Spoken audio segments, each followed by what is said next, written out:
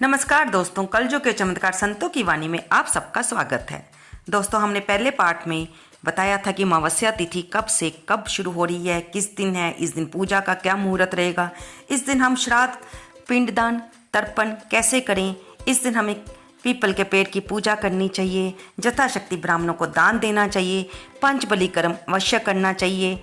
अगर आप इसको विस्तार से जानना चाहते हैं तो हमारा पार्ट 1 देखना बिल्कुल ना भूलें।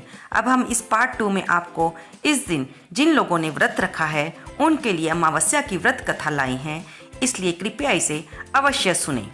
क्योंकि अगर आप व्रत रख रहे हैं तो पहले व्रत का संकल्प लें, उसके बाद अपने पितरों का श्राद्ध दान भी करें, भगवान की पूजा करें, षोडशोपचार से यानी कि फल, फूल, धूप, दीप, नैवेद्य आदि से पूजा करें और फिर व्रत की कथा को अवश्य सुनें जा पढ़ें।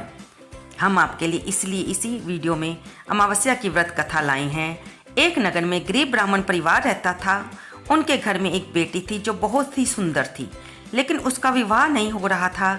एक दिन एक साधु उनके घर आए और उस लड़की की सेवा से प्रसन्न हुए और उसका हाथ देखा। उन्होंने बताया कि उसके हाथ में विवाह रेखा नहीं है।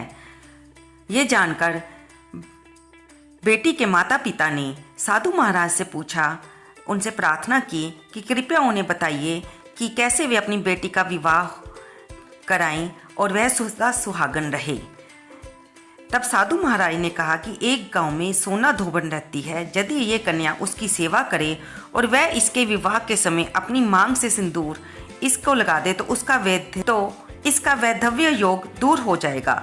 तब ब्राह्मण पिता ने अपनी बेटी को उस धोबन की सेवा करने के लिए कहा। पिता के कहे अनुसार वह लड़की रोज सुबह सोना धोबन के घर जाती और उसके घर की साफ सफाई करके सुबह ही अंधेरे मुंह ही घर वापस आ जाती थी। एक दिन सोना धोबन ने कहा कि उसके उठने से पहले ही सारे काम हुए होते हैं। तब उसने अपनी बहू से कहा कि आजकल तुम बहुत जल्दी घर का काम कर लेती हो, मुझे पता ही नहीं चलता। तब उसकी बहू ने कहा कि वह तो कोई काम नहीं करती, उसे लगता था कि उसकी सास सारा काम करती है। तब सोना धोबन अपने घर की निगरानी करने लगी, ये देखने के लिए कि कौन सुबह उठने से पहले ही घर में चौका बर्तन साफ कर जाता है। तो कुछ दिनों बाद उसने देखा कि वह लड़की आई और उसने सारा काम कर दिया। तब सोना धोबन ने उस लड़के को पकड़ लिया और कहा कि तुम इतने दिनों से मेरे यहाँ ये सब काम क्यों करती हो। तब उसने सोना धोबन को सारी बातें बताई और उससे विनती की कि वह उसके साथ चले। सोना धोबन अमावस्या का व्रत बड़ी श्रद्धा से रखती थी। वह उस लड़की की बात सुनकर उसके साथ चलने को तैयार हो गई और जब वह उसके घर पहुंची तो उसके माता पिता ने कन्या का विवाह रचाया। विवाह के समय जब लावा फेरे पड़ने लगे तो सोना धोबन ने अपनी मांग में से सिंदूर उस कन्या की मांग पे लगा दिया। जैसे ही उसने सिंदूर उस कन्या की मांग पे लगाया, इधर उसके पति की मृत्यु हो गई।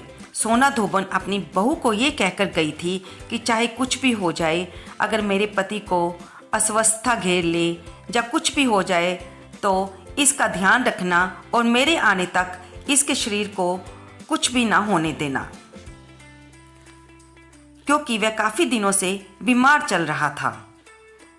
जब सोना धोबन ने इधर कन्या की मांग में सिंदूर लाया तो उसकी पति की मृत्यु हो गई, लेकिन उसके बहू बेटा ने उसके पति की मृतदेह को संभाल कर रखा। इधर जब कन्या की शादी हो गई तब ब्राह्मण परिवार ने उस सोना धोबन को जाते समय कुछ मिठाई और श्रृंगार का सामान दिया। तब सोना धोबन ने वह लेकर, क्योंकि उस दिन अमावस्या थी, उसने अमावस्या का व्रत रखा और बिना कुछ खाए हुए सारा सामान लेकर चल दी। रास्ते में पीपल का पेड़ पड़ा। सोना धोबन ने पीपल के पेड़ को 108 ईंट के टुकड़ों की भंवरी दी और जो भी सामान उसे ब्राह्मण परिवार के घर से मिला था वह पीपल के पेड़ पर अर्पित कर दिया और अपने भगवान को याद किया। उसके बाद जाकर उसने पानी पिया। उस दिन से वह सुबह से ही निराहार और बिना चल पिए थी। पीपल की जैसे ही उसे ने परिक्रमा की, उसका पति इधर जीवित हो गया।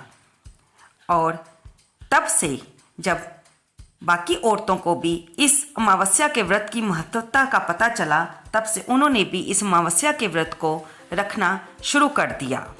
और तभी से ये मान्यता चली आ रही है कि इस अमावस्या के दिन जो भी सुहागिन महिला व्रत रखती है और भवरी देने की परंपरा को निभाती है, उसके सुख और सौभाग्य में वृद्धि होती है।